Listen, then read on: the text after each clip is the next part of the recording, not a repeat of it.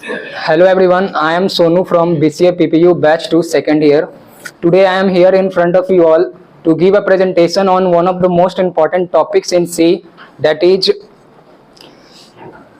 preprocessor in C. But before I proceed further and explain you preprocessor in C, firstly I would like to thank our subject teacher, respected Raju Upadhyay sir, for giving me this opportunity to explain this topic coming here. So let's start.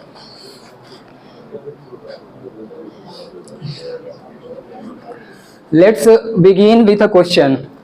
This is basically a program in C of finding two numbers, of finding the addition of two numbers, and this is the source code of C program. Whatever the program we write using any programming language, that is called the source code of that programming language. Since I have written this C program using C language, that's why this is the source code of C.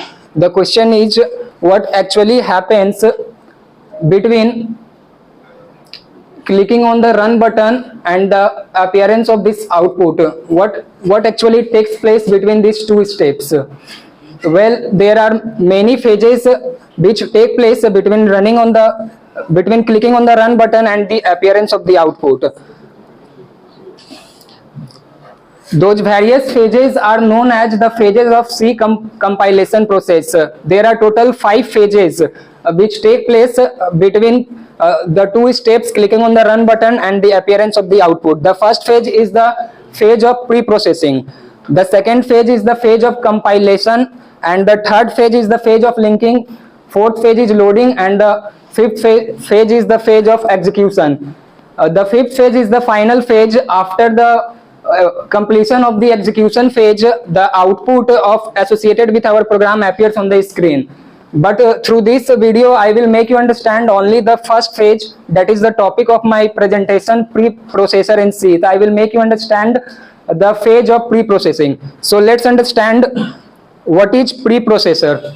Preprocessor is basically a program. Program means it is a set of instructions. It is also known as a text substituting tool. Why it is called a text substituting tool? Because preprocessor put something in place of something, that's why it is called a text substituting tool. And preprocessor is a program and it performs the tasks of preprocessing. And preprocessor is not a part of compilation. It is a step that takes place before the process of compilation. That's why preprocessing is not considered to be a part of compilation. Now let's have a look at the various functions performed by the preprocessor during the phase of preprocessing. The first function preprocessor performs is removing the comments. I hope you know what comments are. If you don't, let me tell you. A comment is a word or a group of words that we write in any programming language to describe our program. Our comments give information about what our program is all about. For example, the person who has written the program, he knows about his program very well. But what about other people? If we show our program to other person, they won't be able to understand our program at once. That's why we write comments, so that other people can also understand our program. That is the purpose of writing comments in a program. And writing comments for each statement associated with our program is considered to be a good programming practice.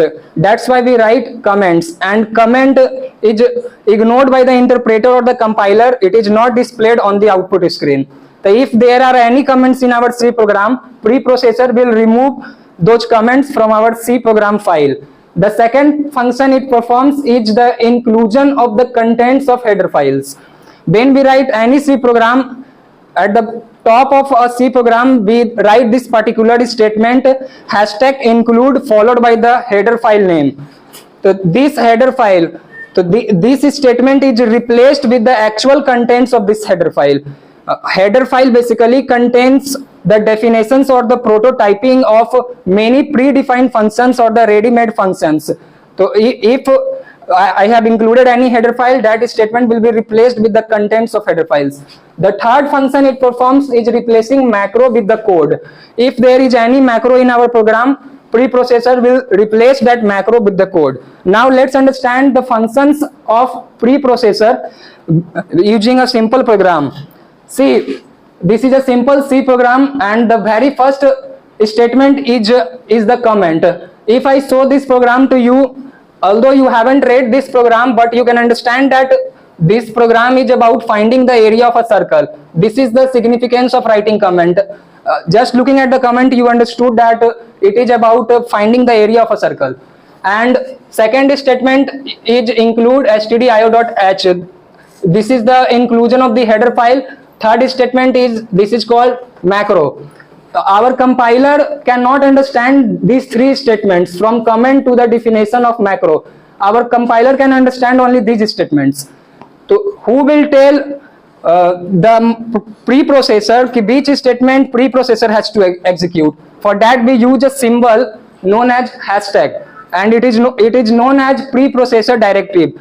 Why it has got its name? So because it directs the preprocessor, come, this statement is for you, you have to execute this statement. So these three statements will be executed. Firstly, preprocessor will remove this comment from our main C program, and after removing this comment, if there are more comments, the preprocessor will remove those all comments. Then preprocessor will work on this statement. This is a header file. The name of this header file is stdio.h, which stands for standard input output header file. This header file basically contains the definition or the prototyping of all the ready-made functions related to input output. The preprocessor will replace this statement, and in place of this statement it will put the actual contents of this header file. And the third statement is the definition of this macro. So for defining the macro, we use hash define macro variable and the value of that variable. So wherever there will be the variable names with pi, preprocessor will replace that pi variable with 3.14. For example, here there is a variable pi. So during preprocessing, preprocessor will replace this pi with 3.14, and after preprocessing, the preprocessing of this file will be done, and after preprocessing a new file will be generated, and that is called the expanded source code file, because this file had just few statements, and after preprocessing our file has a lot of statements. That's why it is called expanded source code, and the extension of this newly generated file is file name.i. And see, there is no comment, and in place of this statement we have the contents of this header file stdio.h, and here in place of 5 we have the value 3.14. Now this newly generated file,